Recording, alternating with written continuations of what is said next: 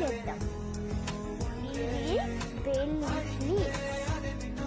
మనము ఏమంటాం వాటిని? బిర్యానీ ఆకులు.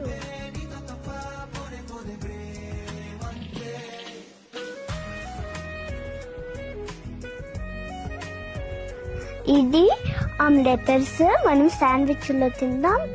ఇది కొరియాండర్, ఇది మింట్ మేము బిర్యానీలో వేసుకుంటాం.